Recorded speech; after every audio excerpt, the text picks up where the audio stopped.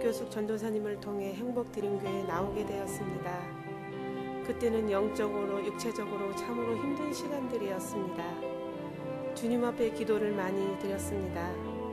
제가 정착할 수 있는 교회를 주님 인도해 주세요 하며 기도하며 나오게 된 곳이 행복드림교회입니다. 교회에 나와서 목사님의 귀한 말씀 하나하나가 저에게 하신 말씀이었습니다. 새벽 예배의 말씀은 그야말로 꿀같은 시간의 말씀이었고 하루하루가 기다려지는 시간들이었습니다. 목사님의 말씀은 저를 많이 변화하게 했습니다. 아주 조금씩 변화하고 있는 저 자신이 참으로 대견스러웠습니다. 그러나 그렇게 은혜 받은 제가 그 은혜는 오래 가질 못했습니다. 나의 겉사람은 아직도 불평과 불만, 채워지지 않는 것으로 힘든 시간이 계속되었습니다. 무엇보다 경제적인 부분에 대해서 어떻게든 빚을 갚아보려고 하는 과정 속에서 어려운 사건이 있었습니다. 지금은 다 지난 시간들의 사건이었으나 그때 당시 저에게는 남편에게조차 말할 수 없는 참으로 황당한 사건이었습니다. 그것은 바로 금융 보이스피싱을 당한 것입니다. 참으로 막막했습니다. 제 자신이 참으로 그렇게 어리석을 수가 있을까? 바보 아니야? 하며 저를 비관하고 앞이 보이질 않았습니다. 어떻게 하면 좋지 하며 해결 방법을 찾으려고 무단히 애를 썼습니다.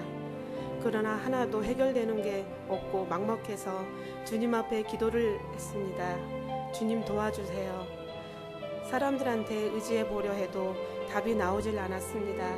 주님 어떻게 하면 좋을지 가르쳐 주세요 하고 눈물로 기도했습니다. 결국 저는 답답한 마음에 한밤중에 행복드림교회 예배당을 찾아와 조용히 그러나 참으로 간절히 기도했습니다. 그런데 늦은 시간이었음에도 마침 목사님이 교회에 오셔서 기도하고 있던 제 옆을 조용히 지나 앞에서 기도하시더니 목양실로 들어가시는 걸 보고 뒤따라가서 울면서 보이스피싱을 당했다고 이야기를 해드렸습니다. 그러자 목사님은 저의 마음을 위로해 주시면서 저를 위로해 기도해 주셨습니다. 목사님의 기도는 간단했습니다. 저의 가정이 보이스피싱을 당한 일로 인하여 경제적으로 어려움을 당하지 않도록 하나님의 절대적인 능력으로 이 문제를 해결해 달라는 것이었습니다.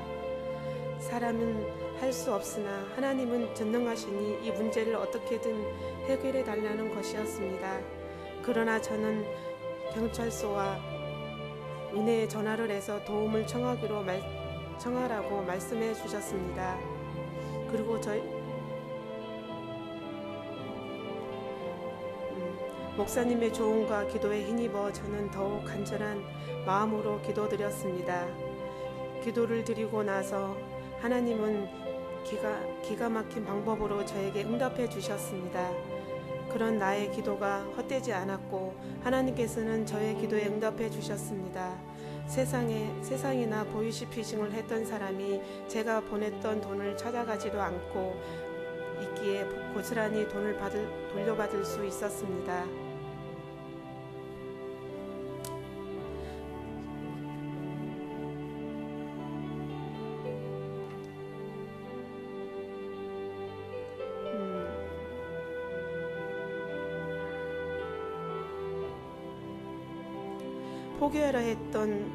포기하려 했던 놀라운 방법으로 해결해 주신 걸 보면서 주님은 나를 언제나 불꽃 같은 눈동자로 지키고 보호하고 계시구나 참으로 감사했습니다. 정말 감사했습니다. 이런 것이 하나님의 은혜이고 기적이구나 하는 생각이 들었습니다. 로또가 되고 병 고침을 많이 기적이 아니고 바로 이것이 기적이구나 하는 생각이 들었습니다. 저에게는 또 한 가지 고민과 일에 대한 회의가 한번 찾아왔습니다. 오랜 시간 동안 한 곳에 일을 하다 보니 이것이 정말 내가 원하는 길인지 막막했습니다.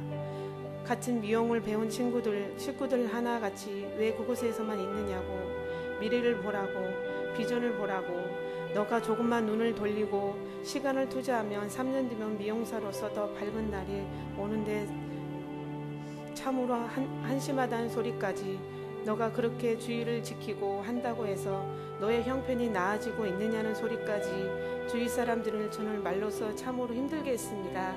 그렇게 주님 앞에 엎드려 기도를 했습니다. 주님, 제가 흔들리지 않고 주의를 온전히 드리고 주님만 바라보며 승리의 삶을 살아갈 수 있기를 원합니다. 주님, 저에게 확신을 주세요. 어떤 것에도 흔들리지 않고 꿋꿋하되 주님만 바라보며 나아가서 제 지인들에게, 친구들에게 보여주고 싶습니다.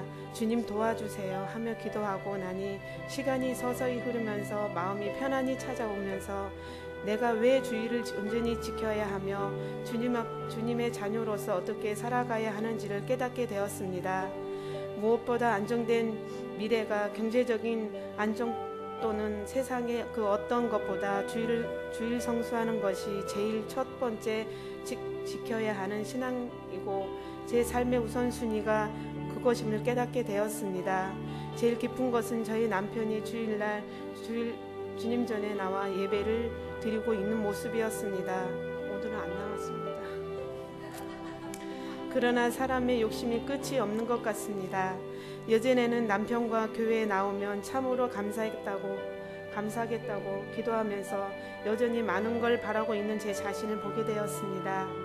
예전에 저희 교회에서 노숙자들의 밥을 퍼주고 섬기는 일을 한 적이 있는데 그때 목사님께서 한 노숙자와 얘기를 나누었다고 하신 적이 있었습니다. 그 노숙자는 소중한 사람과 같이 한 자리에 앉아 식사를 하는 것이 평범한 일이지만 그것마저 못하고 살아가는 사람들이 있었고 가족이 한 자리에 모여 같이 식사할 날을 기다리며 살아간다는 말씀이 저에게는 많은 걸 느끼게 한 말씀이었습니다. 이 작은 것들이 그들에겐 소망이고 소원이고 하는구나. 우리 가족이 우리 모두 둘러앉아 얘기를 나누고 할 수 있다는 것이 큰 선물이구나. 가족의 소중함을 깨닫게 되었습니다.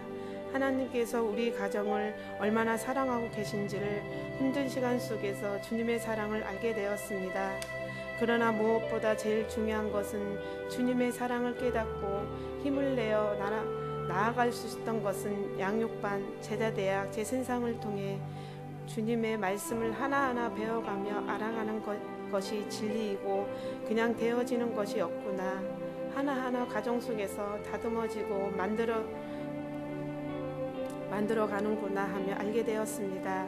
말씀을 읽고 기도하는 것이 내가 살 길이고 주님께서 즉 지혜를 더해 주신다는 걸 알게 되었습니다. 나의 욕심으로 되어지는 것은 아무것도 없고 사람의 힘으로 욕심으로 되는 게 없다는 걸 깨닫게 되었습니다. 오직 주님께서 간섭해 주시고 이끌어 주셔야 매일 힘을 다해 살아갈 수 있었습니다. 힘든 시간들이 찾아오면 사람을 의지하지 말고 주님 한 분만 바라보며 나아가며 주님은 분명 믿는 사람의 기도에 응답해 주시는 분입니다. 주님께서 주신 3,3만의 비전에 어떻게든 한 부분을 섬기겠노라고 마음을 품고 더 열심히 주님만 바라보며 나아가려 합니다. 많이 지켜봐 주세요.